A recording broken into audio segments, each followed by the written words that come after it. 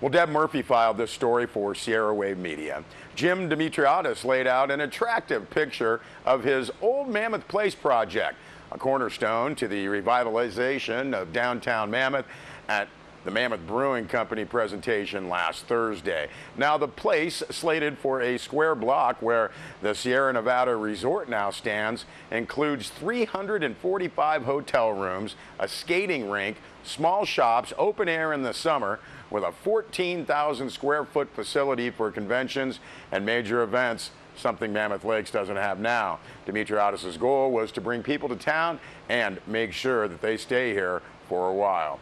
Now, he outlined his ability to make money in Mammoth, in the tech world, and at the landing in Tahoe. Some of that money would be spent making sure the place was energy neutral. Dimitriadis was even willing to spend a cool $1 million on an existing hotel to house workers on the project. Old Mammoth Place has already been approved by the Mammoth Lakes Town Council, but Dimitriadis' big question to those at the presentation was, does the town council want us to do this? Apparently, if the town council wants Old Mammoth Place, it will okay transient occupancy tax relief and start building a new terminal at the Mammoth Yosemite Airport. Now, in a joint meeting with the town council and the planning commission more than a year ago, the town wanted roughly 24 questions answered to better define Dimitriadis' idea of a development agreement. So far, those questions haven't been answered. Now, that original presentation envisioned a 20-year period of TOT relief, with the developer retaining a percentage of taxes collected to defray the cost of the project. Now, according to Dimitriadis, he can cover the $250 million price tag for the place. But if the town provides TOT relief and goes full bore on a new airport terminal, as Inyo County slogs through what the developer describes as a long process to build out the Bishop Airport, that will make it far easier to get financing on the Hotel Convention Center project. An analysis done by Dimitriadis came up with embarrassing numbers on the Mammoth Airport facility. 23,000 folks used it, compared to 250,000 flying into Aspen and over 350,000 to Jackson Hole. Dimitriadis reminded the crowd a shift in technology will allow the 100-seater planes to land in the Eastern Sierra, and the Federal Aviation Administration will pick up 90% of the tab on the initially proposed 40,000 square foot terminal. Now, while the Bishop Airport has the ability to land larger planes, Dimitriadis has estimated it would take 5 years to get the facility up and running, 10 if residents started suing in anticipation of airplanes flying over their homes. Now, during the question and answer portion of the session, the question was asked, does the place hinge on the build out at Mammoth Airport? Dimitriadis didn't really answer that one. The last official town council stand on the airport postponed any decision on the 40,000 square foot terminal and let Mammoth Mountain's Alterra and Inyo County work out the deal for a Bishop Airport build out. More details on the dueling airports are scheduled to be discussed today at a joint meeting of the Mammoth Town Council, Inyo County Board of Supervisors in the council chambers today. We thank Deb Murphy for that report. Well, the Inyo National Forest has released a final environmental impact statement for the proposed Mammoth Base Land Exchange, along with a draft record of decision. The FEIS is available for download at the Inyo National Forest website, fs.usda.gov.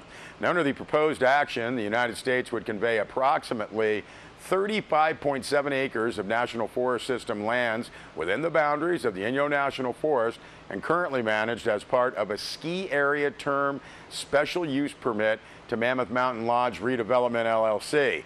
Now, in exchange, Mammoth Main Lodge Redevelopment LLC would convey to the United States approximately 1,297.5 acres of privately owned lands in holdings located within the boundaries of Inyo, Plumas, and Stanislaus National Forest, and one small parcel, approximately 1.4 acres in Inyo County, that is outside the boundaries of the Inyo National Forest. Now, as described in the draft Record of Decision Forest Supervisor has selected an alternative that would exchange 35.7 acres of National Forest System lands for 1,213.2 acres of privately owned lands. The difference in acreage of privately owned lands between the proposed action and the selected alternative is due to the Dexter Canyon 2 parcel located within the Inyo National Forest not being suitable for acquisition at this time. Now, the press release from the U.S.F.S. notes the purpose of this land exchange is twofold: to acquire environmentally sensitive lands and an administrative site to better meet resource and other management goals of the United States Forest Service as outlined in the respective land and resource management plans of the national forests involved in this exchange, and to exchange developed lands in the National Forest System that encumber adequate management by the Forest Service and would better serve the community and economic needs of the town of Mammoth Lakes and Mono County in private ownership. Full press release is posted on our website, sierrawave.net. Well, some nice recognition for the Eastern Sierra Land Trust. Since its founding in 2001, the Bishop-based nonprofit has made its mark in the Eastern Sierra community by maximizing the power of partnerships. Press release notes now this collaborative approach gaining national attention. The United States Forest Service, as well as the Bureau of Land Management, recently recognized Eastern Sierra Land Trust as the 2018 National Conservation Leadership Partner of the Year.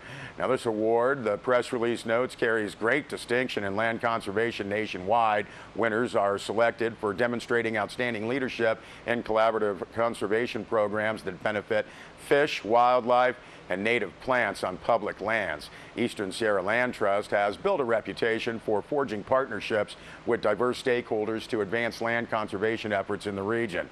It was chosen for this award based on its innovative, cooperative approach to protecting habitat for wildlife, including the bi-state distinct population segment of the greater sage grouse. Said Eastern Sierra Land Trust Executive Director Kay Ogden, receiving this award is a tremendous honor. It underscores the heart of our work, and that's how important it is to find common ground and develop long-term conservation solutions that work for everyone, end quote. Eastern Sierra Land Trust offers assistance to ranchers who wish to ensure that their land remains intact for generations and managed in a way that will provide a sustainable home for wildlife long into the future. Private ranches support the region's economy and ranching heritage. They also provide the rare wet meadow habitat that sage grouse and other wildlife need to thrive. Eastern Sierra Land Trust, the press release notes, helps prevent fragmentation of habitat from development and helps preserve the ranching way of life that is emblematic of the wide open spaces of Nevada and California. Nice press release. We have that posted on sierrawave.net. We'll be back with more news.